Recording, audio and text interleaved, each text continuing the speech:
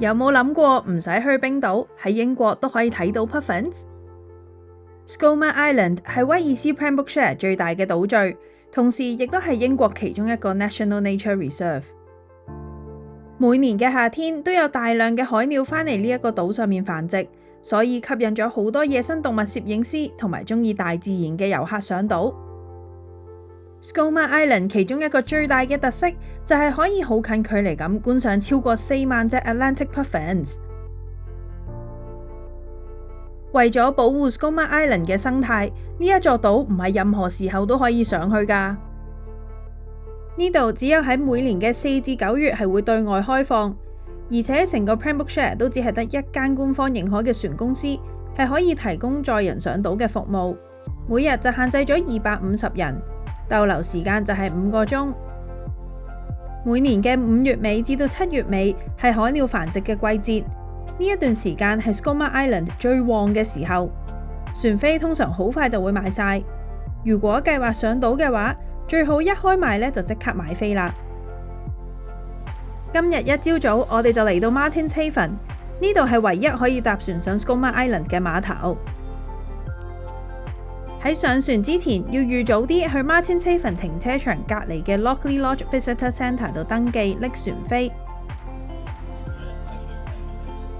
呢一度呢亦都有熱飲啦、簡單嘅小食同埋紀念品可以買。如果有需要嘅話，由 Visitor Centre 行落去碼頭嘅路上呢，亦都會有洗手間。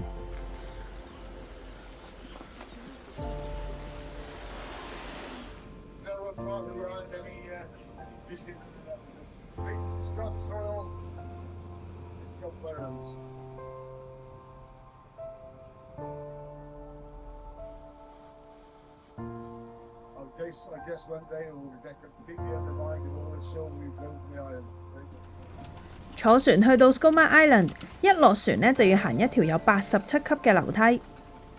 雖然係要行好多級嘅樓梯先至可以上到去島上面，但係睇住身邊有咁多嘅雀仔不停咁飛過，唔覺好快就行到上去㗎啦。一上到島，呢一度嘅義工就會同大家講解一下島上面嘅規則，同時介紹一下呢一度有啲咩動植物。有需要嘅話呢，亦都可以喺呢一個位置度租用望遠鏡。至於一啲上島需要注意嘅事項，我就會喺影片較後嘅位置呢去講解一下。Skomer Island 上面有幾條唔同嘅步行路線，如果你沿住島嘅外圍行一圈，大約呢就會需要行4英里路。呢一個島其實早喺 Iron Age 鐵器時代嘅時候就已經有人喺度住，由18世紀開始呢，就有人喺島上面耕種。島上面而家仲保留咗唔少人類生活過嘅痕跡同埋建築。位於島中心嘅 Old Farm 就係其中一個例子啦。呢度而家都係成個島上面唯一有廁所嘅地方，不過呢度用嘅呢就係乾式堆肥廁所 （Dry Composting Toilets）， 即係唔用水沖廁㗎，係一個比較環保又原始嘅設計。由島中心向北面行，如果你係喺5月嚟到 Skomer， 就可以喺呢一度睇到一大片嘅 Bluebells 藍鈴花花海，而6月就會睇到 Red Campion 嘅紅色花海。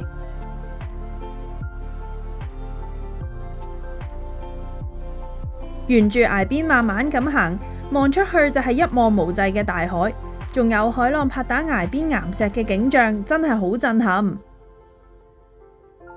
遇啱天氣好、海面平靜嘅日子，仲有可能會見到 porpoise 鼠海豚添㗎。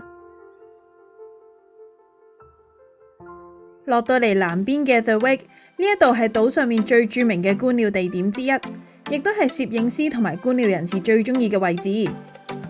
呢一度獨特嘅地形為唔同種類嘅海鳥提供咗理想嘅繁殖環境，當中呢就包括 Skomer Island 嘅明星海鳥 Atlantic Puffins。Puffins 通常都係會喺懸崖邊嘅草地度挖巢穴嚟繁殖下一代，佢哋呢係一夫一妻制嘅，每年都會返嚟喺同一個巢穴度居住，而且一對 Puffin 一年只會生1隻蛋，所以每一隻 Puffin BB 都好珍貴㗎。Puffins 係被列為易危物種，喺過去嘅30年間，佢哋一直都係全球生態保育組織關注嘅對象之一。不過好消息係，今年 Skooma Island 嘅 Puffin 數量創下咗歷史新高，錄得超過43000隻啊！成年嘅 Puffins 一年有大部分嘅時間都係喺大西洋嘅海面上面漂浮生活，而潛水捉魚呢，就係佢哋嘅強項。一般嚟講，佢哋呢係可以潛到差唔多30米深嘅海底去捉魚，甚至有紀錄顯示佢哋其實係可以潛到去60米咁深㗎。至於 Puffins 最中意係食啲咩？答案就係沙鰻啦。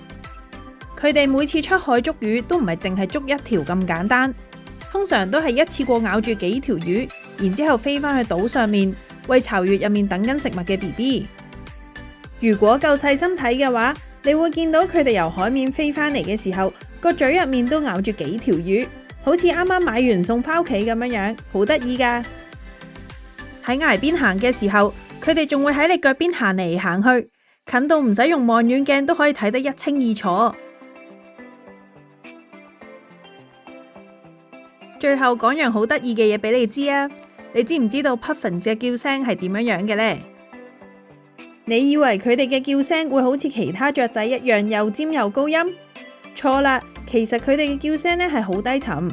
我第一次聽到嘅時候，仲以為係有一隻牛喺度叫添啊！跟住落嚟一齊聽下我喺島上面錄到嘅 Puffin 叫聲。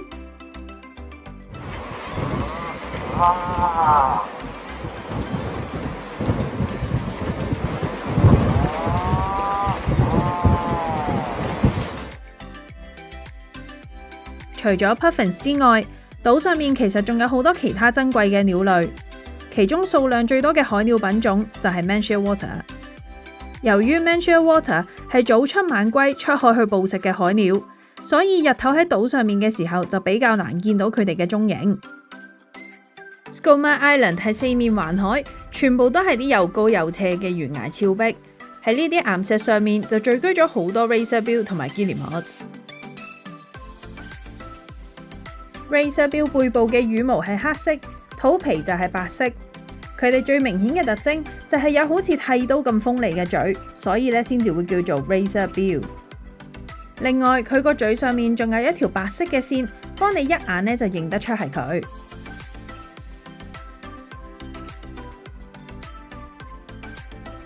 至於遠睇同 Razorbill 好似樣嘅 Guillemots， 其實仔細睇都有啲分別㗎。佢哋嘅身形比較修長，嘴巴咧亦都比較尖。呢一種海鳥好中意群體生活，成日都會見到岩石上面密密麻麻逼滿晒企埋一齊嘅就係 Guillemots。喺島上面仲有一種唔太常見嘅鳥類，叫做 Oystercatcher。佢哋最明顯嘅特徵就係橙色偏長嘅嘴，喺遠處咧都好容易認。呢一種雀仔喺島上面嘅數量唔算太多，大約咧有100零隻左右。我哋今次咧就好彩，除咗見到成年鳥之外，仲見到2隻 BB 喺後面跟住行添啊！島上面嘅物種咧真係好多，連海鷗咧都分咗4種唔同嘅品種，就好似有海鷗界嘅大佬，體型最大嘅大黑背鷗。佢哋唔單止會食魚，仲會捕食 Man Shearwater 同埋兔仔。除咗睇海鳥之外，其實都要留意下草地上面嘅動靜。有時候你望下啲草叢，可能會發現有兔仔喺度跳嚟跳去。再望遠啲，向住石灘或者岸邊望過去，仲有機會會見到海豹喺度瞓晏覺曬太陽㗎。